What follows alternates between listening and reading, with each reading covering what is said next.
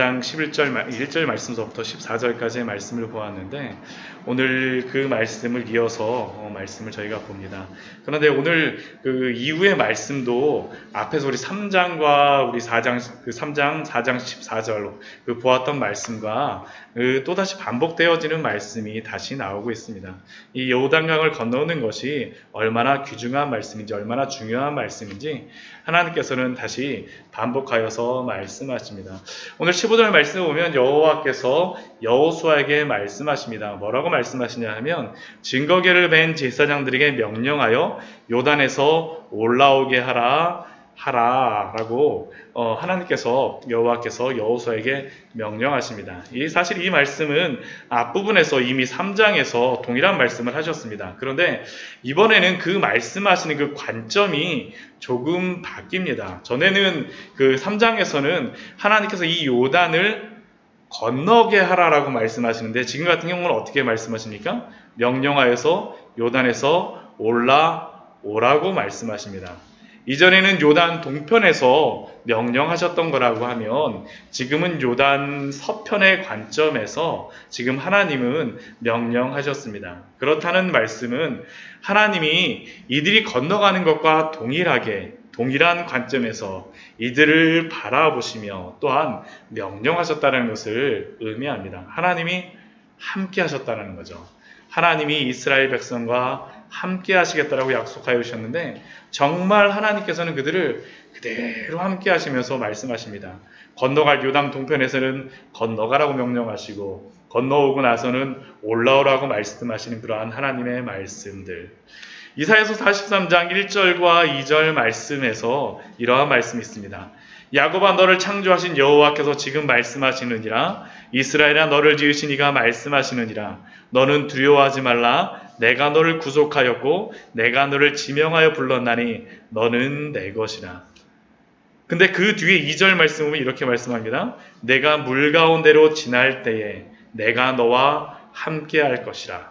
강을 건널 때에 물이 너를 침몰하지 못할 것이며 내가 불 가운데로 지날 때에도 타지도 아니할 것이요 불꽃이 너를 사르지도 못하리니.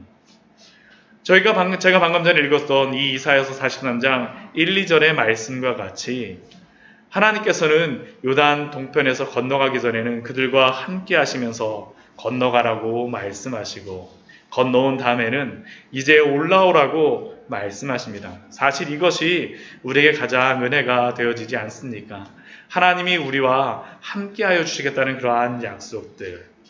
제가 신학교에서 삼위일체 하나님에 대하여서 배울 때 그 교수님께서 그런 얘기를 하시더라고요. 삼위일체에 대하여서 그거를 명확하게 이해하면 그거는 그럴 수가 없다라고 그렇게 말씀하십니다.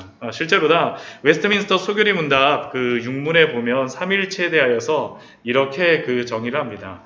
하나님의 신성 안에 몇 위가 계십니까? 라고 이야기했을 때 하나님의 신성 안에 성부, 성자, 성령 삼위가 계시며 이 세 분은 한 하나님이시며 삼위의 본질이 같고 능력과 영광이 동등하십니다. 이 삼위일체 하나님에 대하여서 정리하는 그러한 것이라고 할 수 있습니다. 이거보다 더 복잡하게 할 수도 없고요. 이거보다 더 쉽게 할 수도 없습니다. 이 정도에서 사실은 우리가 이해할 수밖에 없습니다. 그런데 이러한 그 교리들을 듣게 되면 굉장히 딱딱하게 여겨집니다. 그런데 제가 이 삼위일체에 대하여서 공부하고 여러 책들을 읽어보다 보니까 삼위일체 하나님께서는 이렇게 그 교리적으로 말씀하시는 것뿐만 아니라 이 성경 전체를 통하여서 우리의 구원에 대하여서 말씀하십니다. 하나님께서 천지를 창조하시고 이 땅을 섭리로 다스리시고 우리와 보존하신다라고 약속하여 주셨습니다. 그리고 이것은 하나님께서 우리와 함께 하시겠다라는 그러한 약속을 의미합니다. 또한 그것뿐만 아니라 우리 주 예수 그리스도를 통해서 무엇을 합니까? 인간의 범죄로 인하여서 하나님을 떠났을 때, 하나님과 함께 할 수 없을 때 하나님께서는 예수 그리스도를 이 땅에 2000년 전 보내심으로 말미암아 우리와 함께 하시는 하나님이 되셨습니다. 그리고 예수님이 십자가에서 그 모든 사역을 완수하시고 승천하실 때 예수님께서 또한 우리에게 주신 그러한 약속이 무엇입니까? 내가 아버지께 구하겠으니 또 다른 보혜사를 너희에게 주사 영원토록 너희와 함께 하리니. 하나님께서 우리와 함께 하시겠다는 그 약속이 삼위일체 하나님의 그러한 은혜 속에, 구원 속에 드러나는 것입니다. 우리의 구원이라는 것은 다른 것이 아닙니다. 하나님이 우리와 함께하여 주시는 것들, 하나님과 화목됨으로 말미암아 그 구원을 누리는 것들이 바로 우리의 그 구원의 은혜인 줄 믿습니다. 오늘 말씀과 같이 건너가기 전에는 너희가 건너가라고 말씀하시고, 또한 다 건너가고 난 다음에는 올라오라고 말씀하여 주시는 그 하나님이 보고 계신 것이죠. 우리 신명기 우리 11장 말씀에 보면 이러한 말씀이 있습니다. 우리 신명기 말씀 우리 같이 한번 읽어볼까요? 우리 신명기 11장 우리 11절 12절의 말씀입니다. 제가 몇 번 찾아보았지만 저는 이 말씀 볼 때마다 참 은혜가 되더라고요. 신명기 11장 우리 12절, 우리 11절, 12절 말씀 우리 같이 한번 보도록 하겠습니다.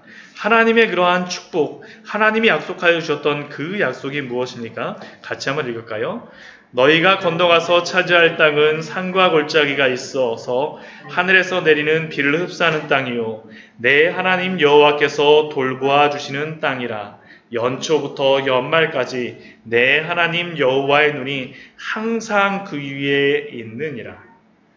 이 이스라엘 땅, 가나안 땅의 축복의 의미가 무엇입니까? 하나님이 돌보아 주시는 땅입니다. 연초부터 연말까지 요단강을 건너갈 때에도 보시고 또한 건너온 후에도 보아주시는 그 땅이 바로 하나님의 축복이라고 우리에게 알려주신 겁니다. 날마다 이런 축복 누리고 살기를 소원합니다. 저도 이 축복 있기를 너무나도 소원합니다. 그리고 이러한 하나님의 축복을 가진 사람들, 또한 하나님과의 관계가 좋을 뿐만 아니라 또한 그 안에서도 아름다운 하모니가 있습니다.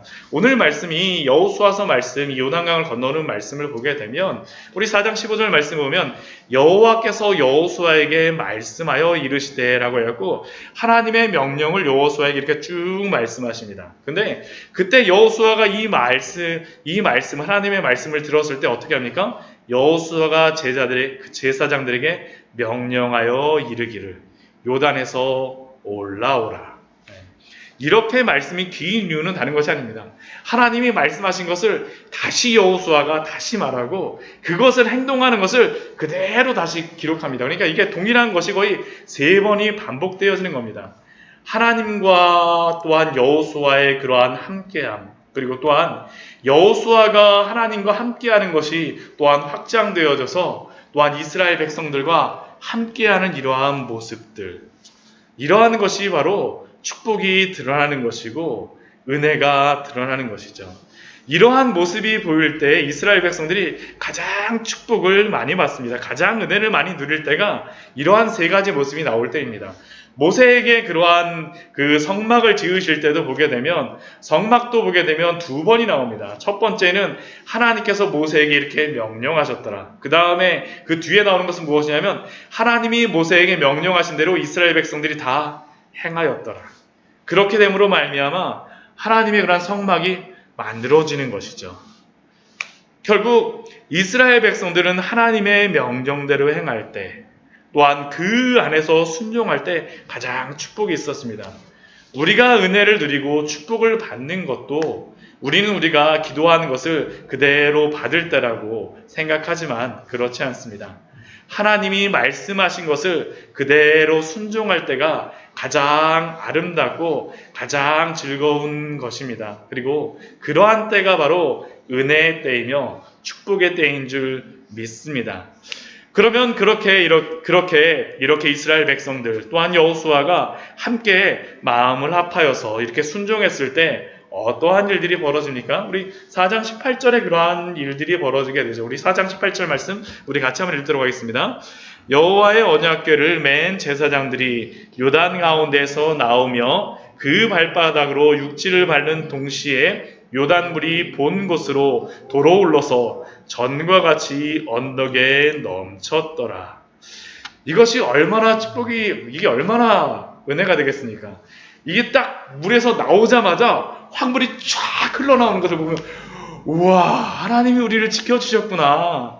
발바닥으로 밟는 동시에라고 하죠. 18절 말씀을 보면 그 제사장들이 그 발바닥으로 육지를 밟는 동시에 요단물이 본 곳으로 도로 흘러서 발바닥으로 밟는 것과 동시에 하나님이 함께하여 주신 그러한 축복들, 하나님이 응답하여 주시는 겁니다. 우리 여호수아서 1장 말씀을 보게 되면 하나님이 여호수아를 두려워하는 여호수아를 부르시고 나서 축복해 주시는 그러한 말씀이 있습니다. 우리 1장 3절 말씀을 보게 되면 저는 이게 발바닥의 축복이라고 생각을 합니다. 여호수아 말씀에 보기에는 발바닥이 3번씩이 나옵니다. 우리 1장 3절 말씀 같이 한번 읽어볼까요? 내가 모세에게 말한 바와 같이 너희 발바닥으로 밟는 것을 모두 내가 너희에게 주었노니. 하나님께서 모세가에게 약속한 바와 같이 신명기 말씀에서도 약속하셨던 건데요. 여호수아에게도 동일하게 약속하십니다. 너희 발바닥으로 밟는 곳을 모두 내가 너에게 주었노니.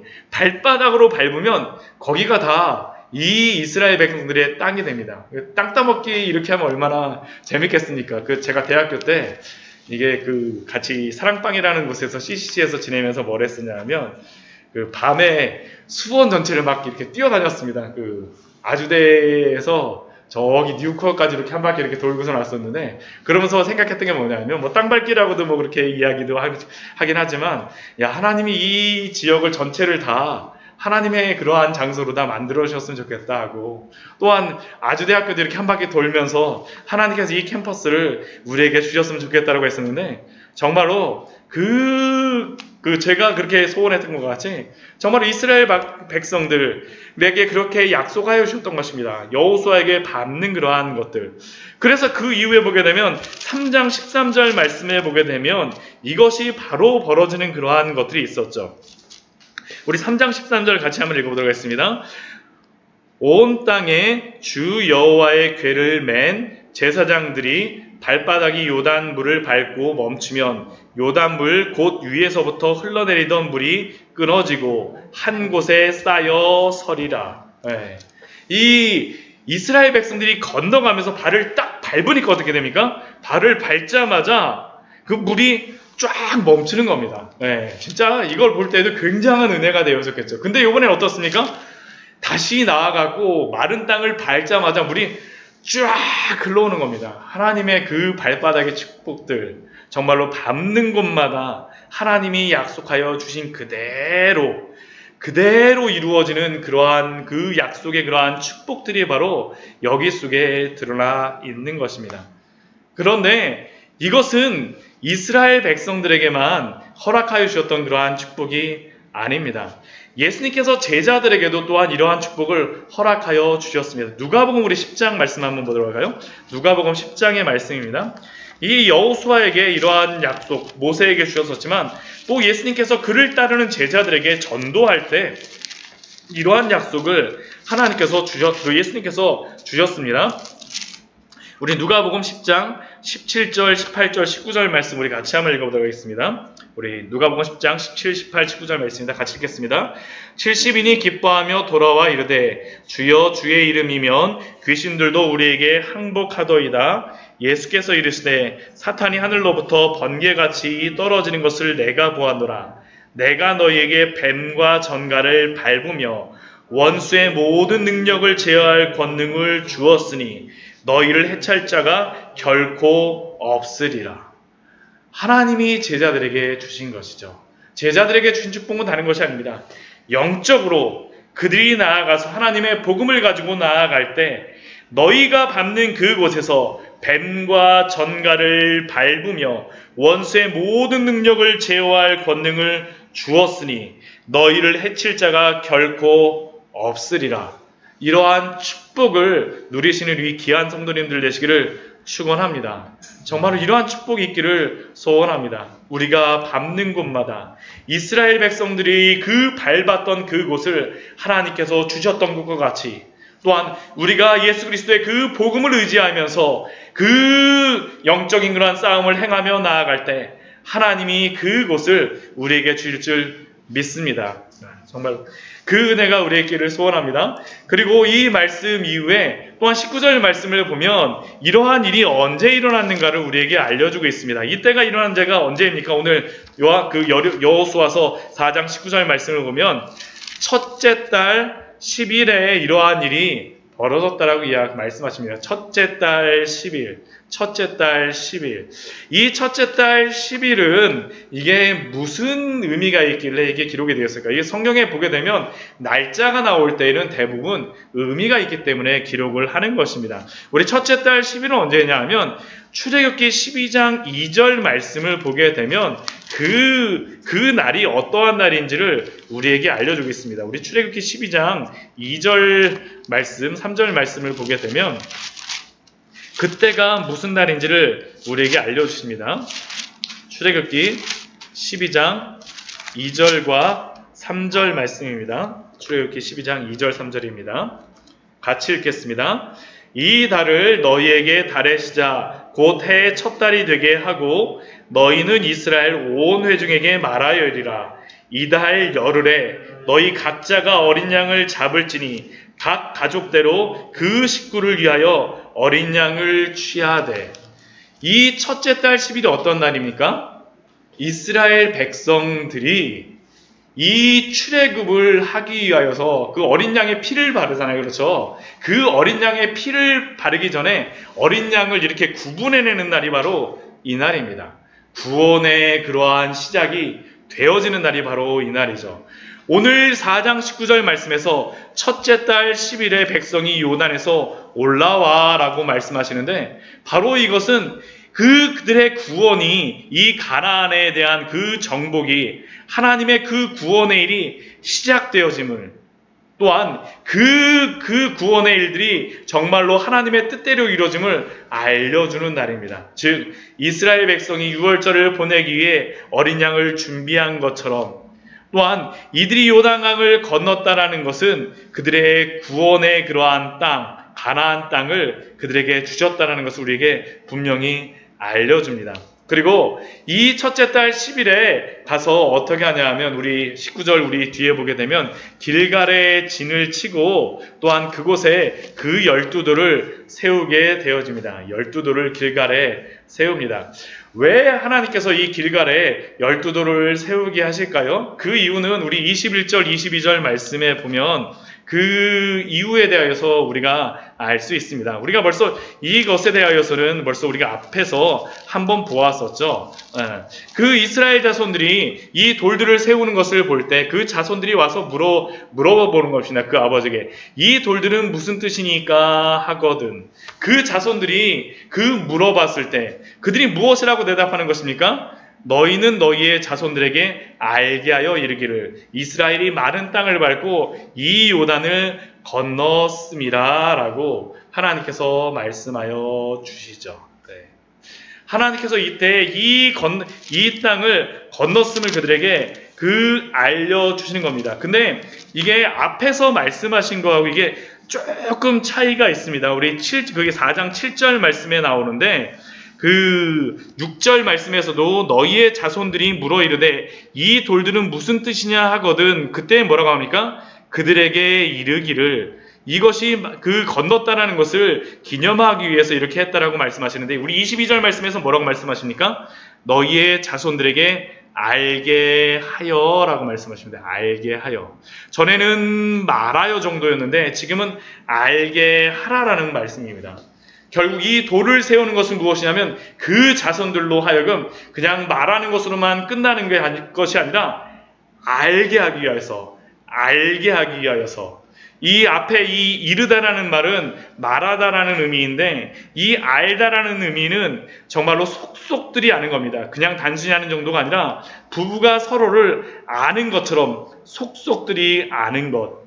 이스라엘 백성들이 자신의 자녀들에게 하나님이 이것을 행하셨음을 그들의 자손들이 뼛속 깊이 알도록 하라고 하나님께서 말씀하시는 겁니다.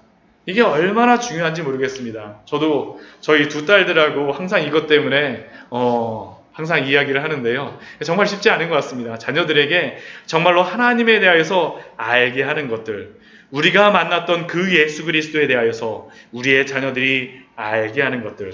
신명기 6장 7절 말씀에서는 그래서 그 부모들이 어떻게 하나님에 대해서 알게 하는지를 이렇게 말씀하시죠. 이렇게 그 자녀들에게 알려주라고 말씀하시지 않습니까? 내 자녀에게 부지런히 가르치며 집에 앉았을 때에든지 길을 갈 때에든지 누웠을 때에든지 일어날 때에든지 이 말씀을 강론할 것이며. 제가 이렇게 하니까 저희 딸은 아빠 그만하라고 그러더라고요. 네.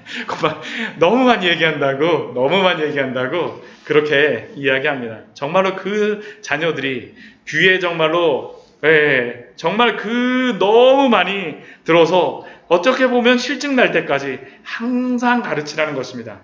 그렇게 되면 성령님께서 일하실 것입니다. 우리가 사실은 알게 할 수는 없는 것 같습니다. 성령님께서 우리의 자녀들로 하여금 알게 하실 때까지 가르치는 것이 또한 우리의 사명인 줄 믿습니다.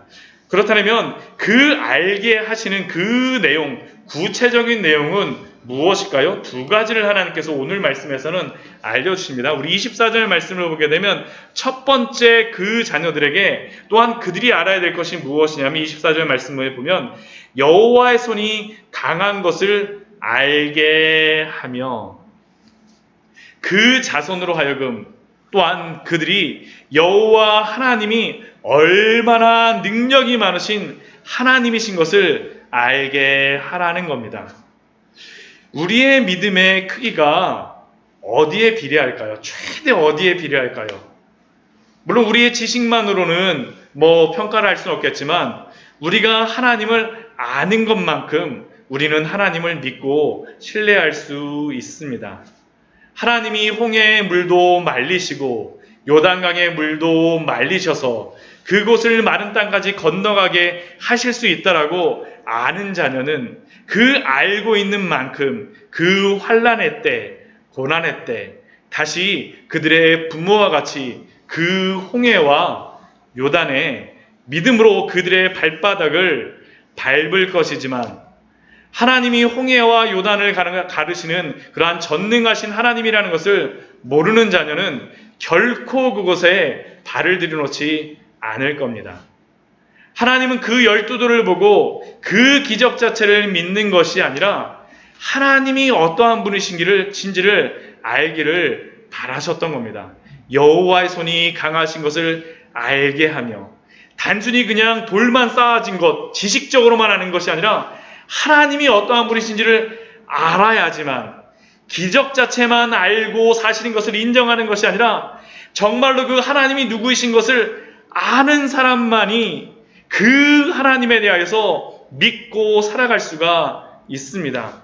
우리들도 그리고 우리의 자녀들도 기적 자체가 아니라 하나님이 어떠한 분이신지를 알고 또한 그 하나님을 신뢰하는 그러한 귀한 은혜가 있기를 축복합니다. 정말 이러한 소원이 있기를 소원합니다. 또한 두 번째 하나님께서 이것을 세우게 하신 두 번째 목적은 무엇이냐 하면 너희의 하나님 여호와를 항상 경외하게 하려 함이라. 하나님을 경외하기 위하여서, 경외함을 배우게 하기 위하여서, 그 경외함을 통하여서 또한 순종을 원하시는 겁니다. 하나님을 경외한다는 것은 또한 순종한다는 것을 의미합니다. 우리의 구원도 동일하지 않습니까?